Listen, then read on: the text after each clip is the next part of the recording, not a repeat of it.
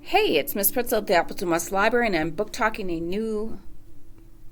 relatively new, mystery thriller book in our collection called I'm the Girl by Courtney Summers. So there's been some buzz on Goodreads and Audible and some other places, like, because Courtney Summers is the author of Sadie, which I read this summer and I think might rank up there with one of the best YA books I've ever read. It's classified as a mystery, but it is also definitely a realistic, make you bawl your eyes out book. And definitely unflinching in some of the ways that this book is pretty unflinching. So the main character is Georgia Avis, and her mother has passed away.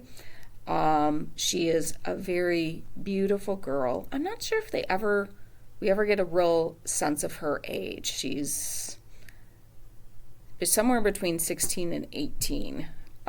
She's not older than 18. I know that.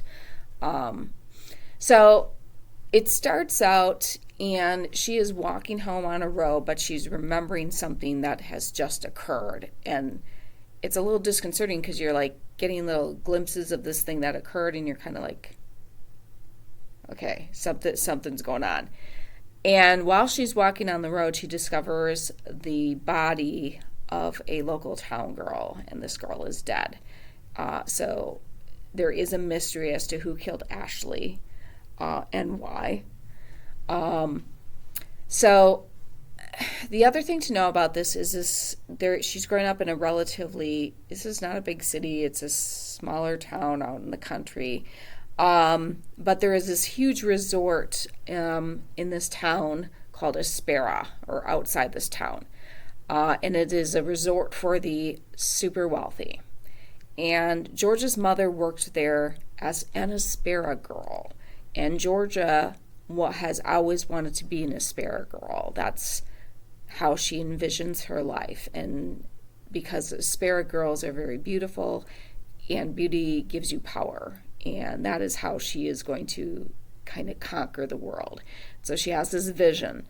And like I said, she's not super, she's younger. And so she's got a little blinders on about how things go on in the world. So her mother connects her to Aspera, but also we find out from a past incident that she was walking on the road, and the owner of Aspera stopped and gave her a ride home. This was still, I believe, when her mother was alive, and he had mentioned, oh, someday you might be an Aspera girl. You're very beautiful. And maybe that set Georgia on this path of her goal to be that.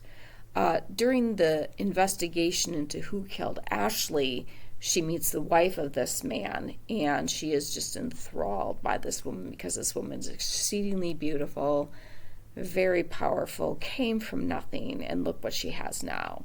So she is kind of becomes this role model figure for Georgia. And Georgia does end up working in Aspera, but she's still upset because she's not an Aspera girl. She is working a phone line, doing a concierge type thing. But she's still, once again, she's got this pretty, it's kind of an intense job. And yet she still isn't where she wants to be. She wants to be an Aspera girl. She wants to have that power.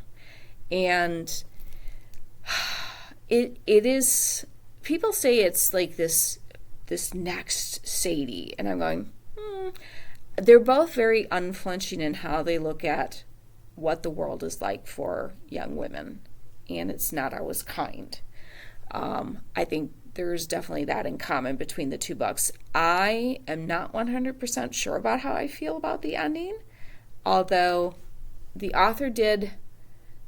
I listened to the author speak about the book before I read the book, and there's a line, and it's there. It's talking about this girl who's trying to navigate the deadly and predatory world power structure, and while asking readers one question. So here's the question the author had: if this is the way the world is, do you accept it?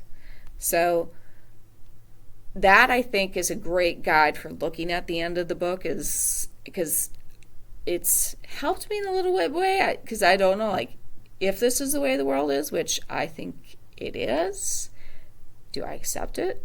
And I kind of have to say, I know.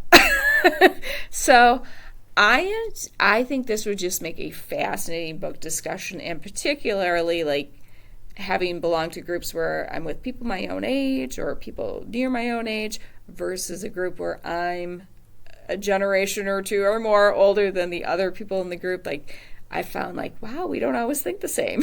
So Sadie's always going to be first in my heart when it comes to Courtney Summers, but this is a very interesting and unusual thing. And I should also mention, it's considered LGBTQ because Georgia sees herself as, she's always been attracted to girls. She knows that. And there is a point where a situation comes up with an older man and she's like, well, that'd be okay because it wouldn't mean anything because I'm not into men. And I'm kind of, okay, I'm the grown-up girl here going, no! So, all right. This is my third try at this book talk because I talk so much. They're 7 minutes long and I don't want that. So I hope you come and check out this book or another mystery fiction book or thriller book or whatever else, fiction, nonfiction. I will help you find it because it's my job. You guys should know this by now, to keep everybody reading.